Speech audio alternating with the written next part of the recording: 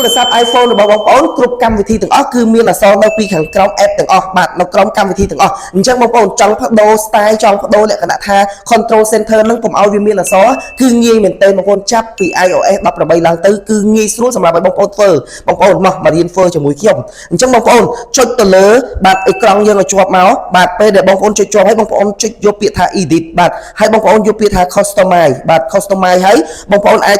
ចុចយកពាក្យថា like បាទ like នេះ like ហ្នឹងមកបាទបងប្អូនឃើញអត់គឺបាត់អក្សរអស់លីងគឺវាធំទៀតបាទមុខងារកម្មវិធីទាំងអស់ហ្នឹងគឺវារៀងធំជាងមុនទៀតបើបងប្អូនចង់ឲ្យតូចវិញបងប្អូនចុចយក small វិញមកបាទហើយនៅក្នុងហ្នឹងគឺមានការសេរីដាក់ color ដាក់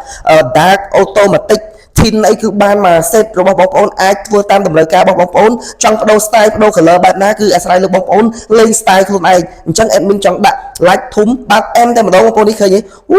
M តែម្ដងអញ្ចឹងលេងសាំភ្នែកហើយកម្មវិធីយើងក៏ធំដូចគ្នាលឿនងាយស្រួលប៉ុន្តែមានគុណភាព